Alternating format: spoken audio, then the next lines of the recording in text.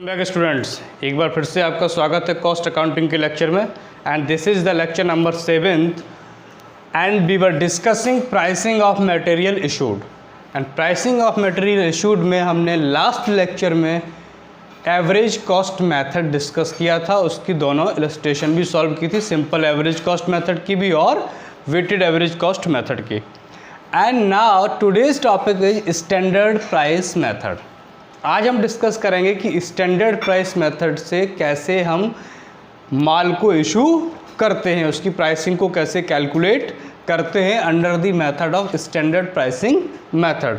तो standard pricing method में आप समझिए कि स्टैंडर्ड प्राइसिंग मेथड में जो है हम जो भी माल अलग अलग लॉट्स में अलग अलग डेट्स में परचेज कर रहे हैं, द मटेरियल इज़ परचेज्ड और the material is received at different price. कि अलग अलग प्राइस पे हमने अलग अलग लॉट को परचेज़ किया, अलग अलग प्राइस पे हमने अलग अलग मटेरियल को जो है रिसीव किया, but the material is issued at the same rate, that is called the standard price. लेकिन हम उसे इशू एक ही प्राइस पे करते हैं, वो कोई भी एक प्राइस हो सकता है, और कोई भी मटेरियल किसी भी रेट पे हमने परचेज़ किया हो उसे आप एक ही रेट पर इशू करते हो, तो उस मेथड को, उस सिस्टम को आप कहते हो standard price method.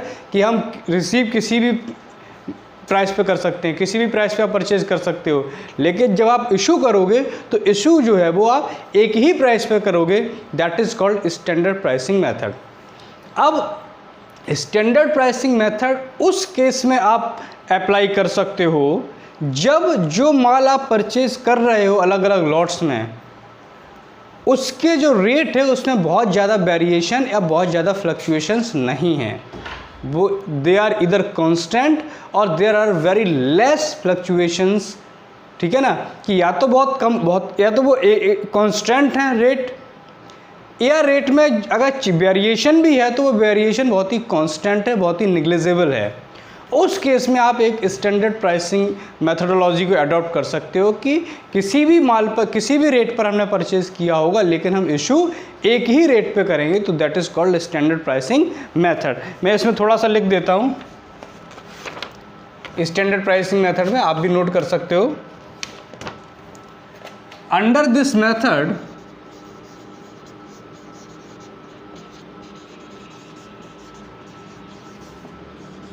all materials are received or purchased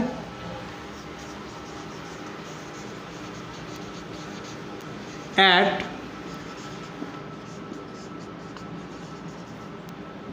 different price, but it is issued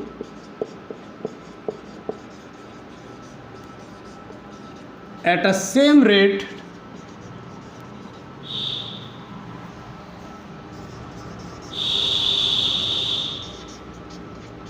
that is called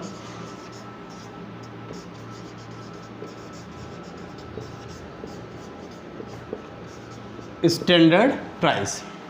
कि हम मटेरियल को अलग अलग रेट पे रिसीव करते हैं या परचेज करते हैं, लेकिन उसको हम इशू जो है एक ही रेट पर करते हैं, सेम रेट पे करते हैं, तो उसको बोलते हो आप स्टैंडर्ड प्राइस।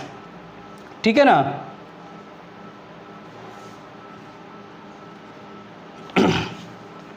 अब ये जो सेम रेट है दिस वन, ये स्टैंडर्ड प्राइस जो होता है वो प्री डिटरमिन्ड होता है।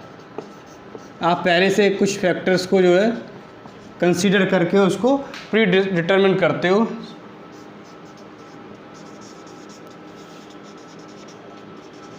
Pre determined and it may be different for different materials.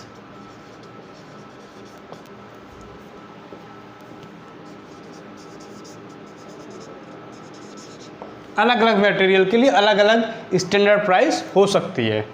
ठीक है ना, अलग अलग मटेरियल के लिए अलग अलग स्टैंडर्ड प्राइस हो सकती है। तो it is pre determined and it may be different for the different materials, ठीक है। और स्टैंडर्ड प्राइस कहाँ पर हम अप्लाई करते हैं? Standard price is applied in case when the rate of materials are constant और there are very less fluctuations, कि या तो उनके प्राइस में बहुत फ्लक्चुएशन कम है या वो कांस्टेंट है, उस केस में जो है आप स्टैंडर्ड प्राइस मेथड को अडॉप्ट कर सकते हो। अब एक इसकी हम इलस्ट्रेशन सॉल्व करेंगे तो आपको उससे और ज़्यादा क्लियर हो जाएगा। You will be more clear when we solve an illustration.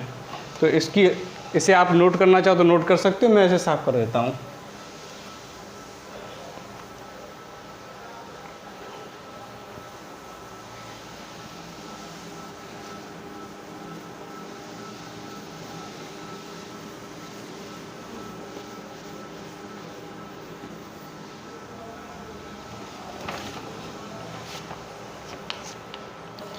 Can I prepare a store ledger account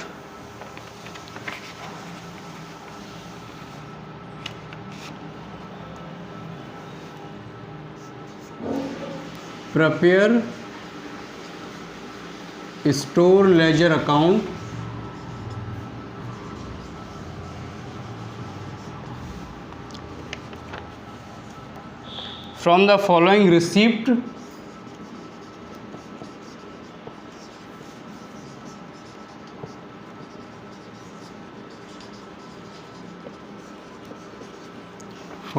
receipts and issue of a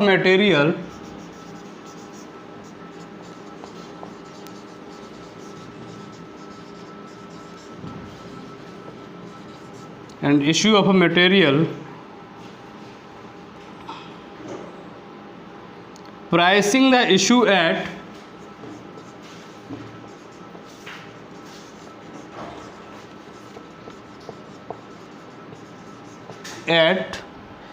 standard rate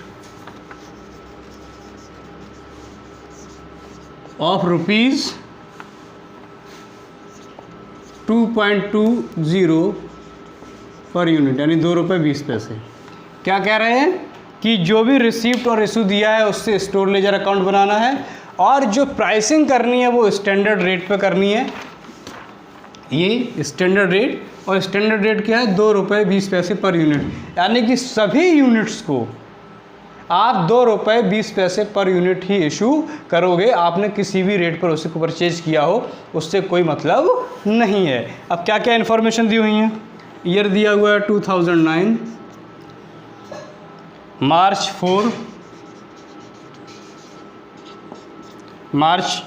4 को जो आपने परचेज किया, कितना? 400 units at the rate rupees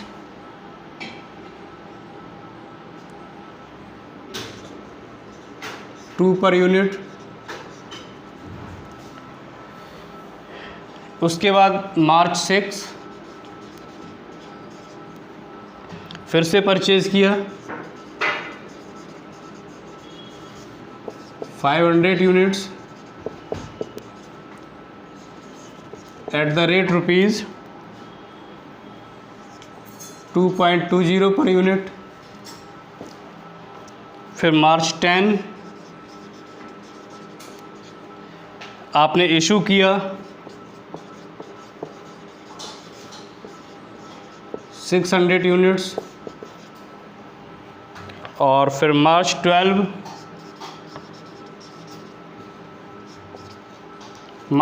को आपने फिर से परचेज किया कितना? 200 units at the rate rupees 2.30 per unit, 2 रुपये 30 पैसे के रेट से ख़रीदा। फिर मार्च 15 को फिर से परचेज़ किया, कितना? 800 यूनिट्स, किस रेट से? ₹2 पर यूनिट के रेट से। फिर मार्च 20 आपने इशू किया 500 यूनिट,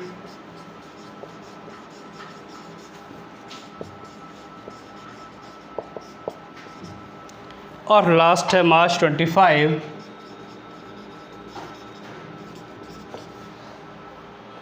आपने परचेज किए 200 यूनिट्स।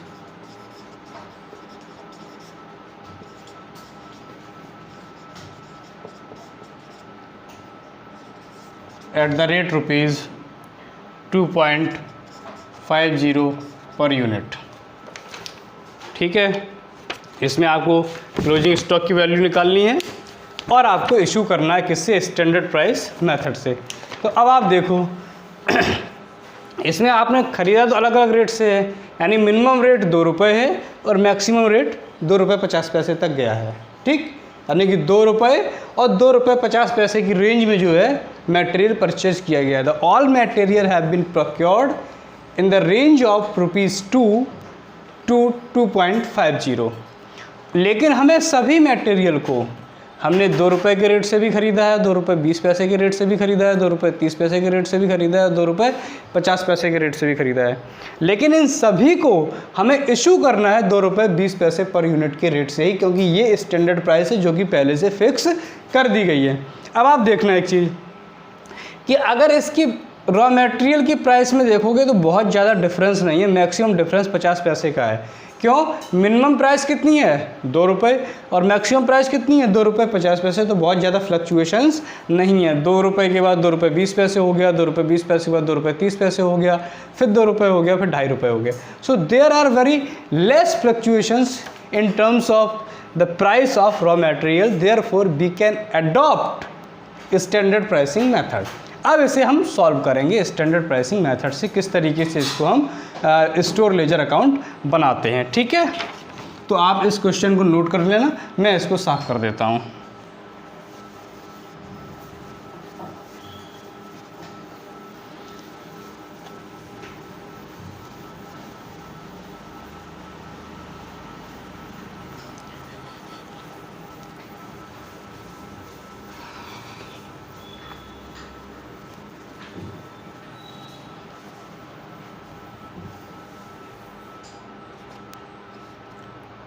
सबसे पहले लिखिए आप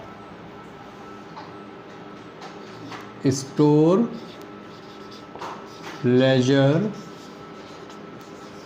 अकाउंट, उसके बराबर में लिखिए स्टैंडर्ड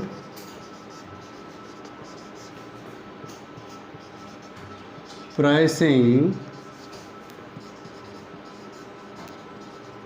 मेथड। ठीक है, अब इसका फॉर्मेट वही है जो आप अभी तक बनाते आए हो। सबसे पहला कॉलम डेट का,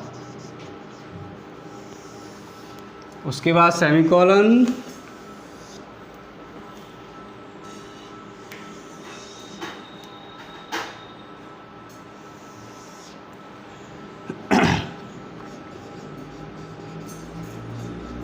रिसीप्ट्स या परचेज्ड, इशूड या सेल, और यहाँ बैलेंस। फिर इनके 3 column, quantity, rate per unit and amount. Quantity, rate per unit and amount. अच्छा, स्टैंडर्ड प्राइसिंग में बैलेंस वाले कॉलम में रेट को लिखने की ज़रूरत नहीं है। There is no need to draw a column for rate when you are solving the problem using standard pricing method. केवल क्वांटिटी, कितना माल बचा और वो कितनी अमाउंट का बचा, बस। There is no need of writing rate per unit in case of standard pricing method in balance column. ठीक, अब शुरू करते हैं। सबसे पहले ईयर लिख दो 2009, तो आपको बार बार नहीं लिखनी पड़ेगी ऊपर। अब फर्स्ट डेट क्या है, मार्च 4। 4 मार्च को क्या किया, परचेज किए हैं 400 यूनिट्स। तो 400 यूनिट किस रेट से, ₹2 पर यूनिट के रेट से। तो ये कितना हो गया, 800। इस डेट में हमने इशू कुछ नहीं किया, तो इशू वाले कॉलम को आपने ब्लैंक छोड़ दिया। जब हमने इशू कुछ नहीं किया तो इस दिन बैलेंस कितना बचा, जो परचेज किया वही बैलेंस बचा। तो यहाँ लिख दीजिए 400 यूनिट्स। रेट लिखने की ज़रूरत नहीं है, सीधा सीधा अमाउंट लिख दीजिए। अमाउंट दी हुई है रुपीज़ के टर्म में। ठीक, फिर मार्च 6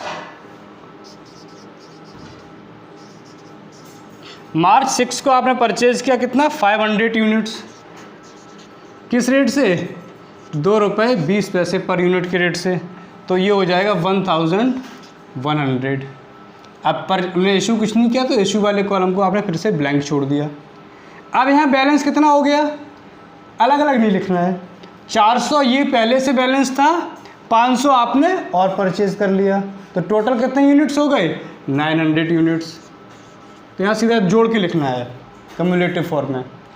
400 यूनिट की वैल्यू कितनी थी, 800 रुपये, और अब आपने कितने का माल और ख़रीद लिया है, 1100 रुपये का। यानी कि दोनों को जोड़ दो तो कितना हो गया, 1900। ये बैलेंस बचा कितना, 900 यूनिट हो गए और 1900 का माल हो गया। फिर नेक्स्ट डेट क्या है, मार्च 10।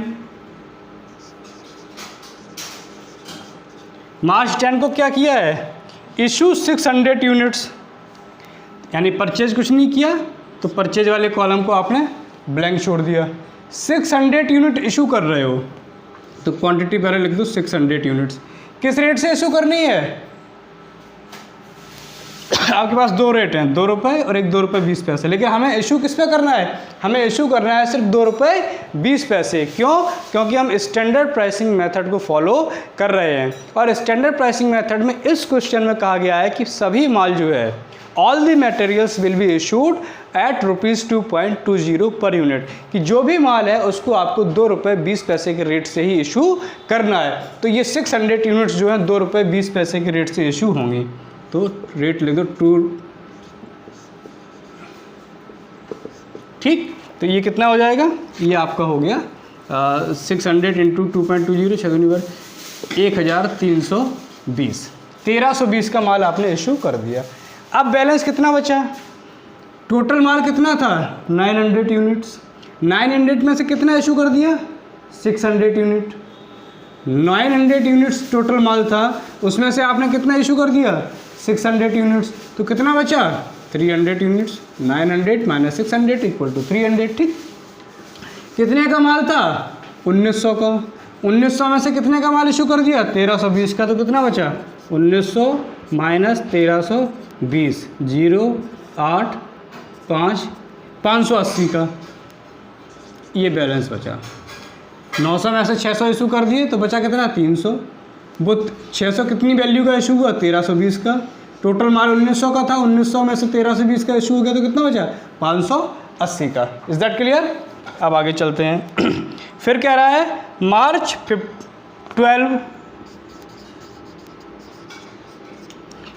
12 को फिर से आपने परचेज किए 200 यूनिट्स। किस रेट से, 2.30 पर यूनिट के रेट से। तो ये कितना हो जाएगा, 460। ठीक, अब बैलेंस कितना हो गया, 300 पहले से था, 200 और खरीद लिया, यानी कि 500 तो माल हो गया, 500 यूनिट्स। पहले 580 का था, फिर 460 का और ख़रीद लिया, यानी कितना हो गया, 5 अच्छा 9 और 8 अच्छा 14, 1040। ठीक, उसके बाद नेक्स्ट डेट क्या है, उसके बाद नेक्स्ट डेट है मार्च 15। मार्च 15 को क्या हुआ है, आपने 800 यूनिट्स और परचेज़ कर लिए। किस रेट से, ₹2 पर यूनिट के रेट से। तो ये कितना हो गया, 1600। इशू कुछ नहीं किया, तो खाली छोड़ दिया। अब बैलेंस कितना हो गया, 500 पहले से थे, 800 फिर परचेज़ कर लिए, यानी 1300 यूनिट हो गए। 500 यूनिट्स पहले से थे, 800 यूनिट और परचेज़ कर लिए, यानी 1300 यूनिट हो गए। पहले कितने का माल था, 1040 का, फिर कितने का खरीद लिया, 1600 का, यानी कि ये हो गया 2640 का माल आपके पास हो गया। 1300 यूनिट्स हैं और 2640 का आपके पास माल है। अब 15 मार्च के बाद है मार्च 20।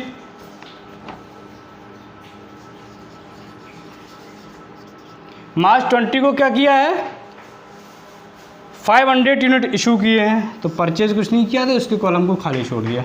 अब 500 यूनिट इशू करने हैं। इशू किस रेट से होगा, इशू ₹2.20 के रेट से होगा, क्योंकि स्टैंडर्ड रेट है, उसी पे हमें इशू करना है। तो 500 यूनिट आपने ₹2.20 पर यूनिट के रेट से इशू कर दिए। तो कितने का माल आपने इशू कर दिया, ये माल आपका इशू हो गया 1100 का। ठीक, अब बैलेंस कितना बचा, 1300 यूनिट का टोटल माल था, उसमें से 500 इशू कर दिया तो बचा 800, और ये 2640 का माल था आपने, और 2640 में से कितने का इशू कर दिया, 1100 का, तो कितना बचा 1540, यानी कि बैलेंस बचा आपके 800 यूनिट और 1540 का माल बचा। ठीक, फिर नेक्स्ट डेट क्या है, मार्च 25। मार्च 25 को आपने 200 यूनिट और परचेज कर लिए, किस रेट से, 2.50 पर यूनिट के रेट से। कितना, 500। इशू कुछ नहीं किया, छोड़ दो। अब बैलेंस कितना हो गया, 800 यूनिट पहले से हैं, 200 यूनिट और आ गए, यानी 1000 यूनिट हो गए। पहले 1540 का माल था, 500 का और ऐड हो जाएगा, यानी 2040 का आपके पास माल आ गया। यानी कि बैलेंस जो बचा है वो हमारे पास 1000 यूनिट बचे हैं और 2040 का माल है। अब लेकिन एक चीज़ देखिए, इसमें आपको अगर आपको क्लोजिंग स्टॉक निकालोगे तो कैसे निकलेगी।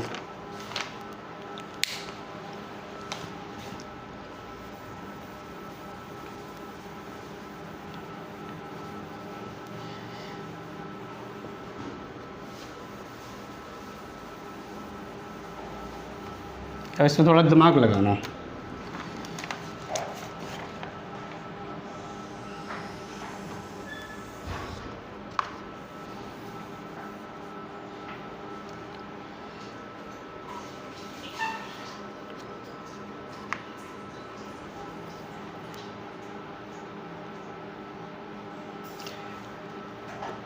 आप जो है स्टैंडर्ड प्राइसिंग मेथड को अडॉप्ट कर रहे हो, ठीक है, आप जो है स्टैंडर्ड प्राइसिंग मेथड को अडॉप्ट कर रहे हो, तो हम इसमें वेरिएशन निकालें। वेरिएशन निकालते हैं। वेरिएशन कैसे निकालते हैं, वेरिएशन आपको निकालना पड़ेगा, वेरिएंस निकालना पड़ेगा। कैसे, इसमें दो काम करने, एक तो वेरिएंस निकालो। वेरिएंस कैसे निकलेगा, वेरिएंस निकलेगा standard price minus actual price.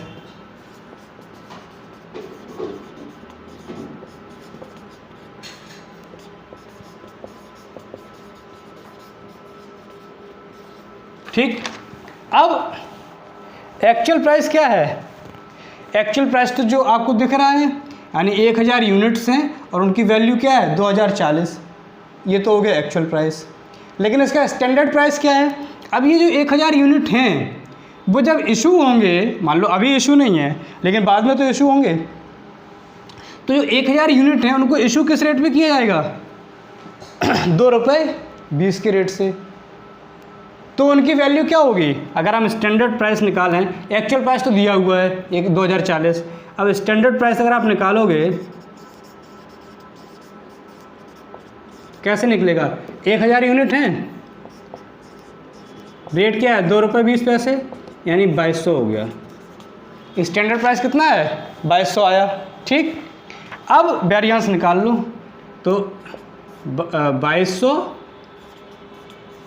Minus 2040 यानी 160, तो ये 160 इसमें आप और जोड़ दो,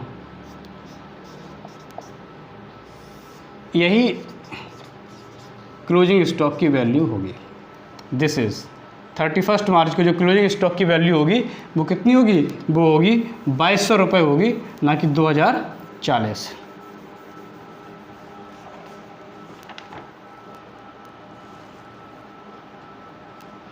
तो अब आप यहाँ पे लिख सकते हो value of closing stock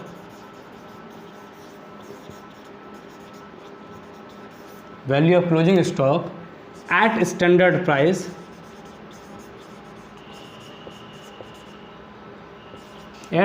price on March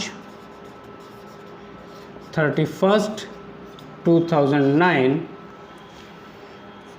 will be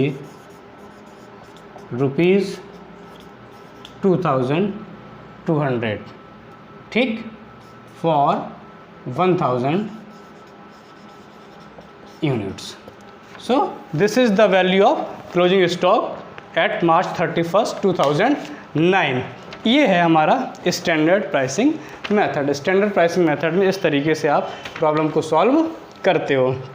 सबसे पहले हमने क्या किया, सबसे पहले आप वही date, receipt and purchase, issued और सेल और बैलेंस का कॉलम बना लेते हो। बैलेंस के कॉलम में रेट की कॉलम की ज़रूरत नहीं है, ठीक है, रेट वाले कॉलम को हम नहीं बनाते हैं। उसके बाद आपने पूरा दिखा दिया कि 400 का माल खरीदा 2 रुपये पर यूनिट के रेट से, 500 का माल खरीदा 2 रुपये 20 पैसे पर यूनिट के रेट से।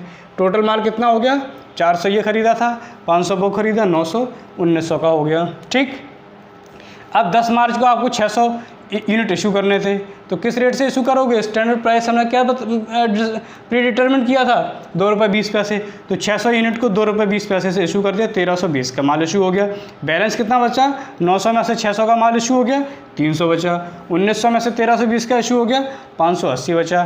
फिर आपने 12 मार्च को 200 यूनिट परचेज कर लिए 2 रुपये 30 पैसे के हिसाब से, 460 का बैलेंस कितना हो गया, 300 और 200 500 और 580 प्लस 460 1040।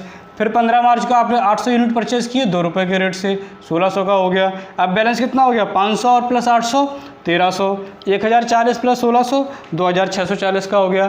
फिर आपने 20 मार्च को 500 यूनिट इशू कर दी, इशू इसी रेट से होंगे 2 रुपये 20 पैसे रेट से, क्योंकि स्टैंडर्ड प्राइस है, 2 रुपये 20 पैसे के रेट से इशू कर दिया, 1100 का। बैलेंस कितना बचा, 1300 में से 500 चला गया, 800 यूनिट, 2640 में से 1100 चला गया, 1540।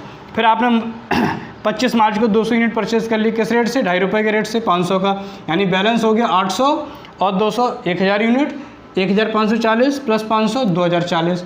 अब इसे हम वेरिएंस निकालते हैं। वेरिएंस कैसे निकलेगा, स्टैंडर्ड प्राइस पे, कैसे कि अगर ये 1000 का माल आगे इशू होगा तो किस रेट से होगा, 2 रुपये 20 पैसे के रेट से, यानी 2200 का माल 2200 का इशू हो गया, लेकिन उसकी एक्चुअल प्राइस कितनी है 2040, तो 160 का डिफरेंस है, 160 के डिफरेंस को आपने इसमें जोड़ दिया, यानी कि 2200 हो गया, ठीक।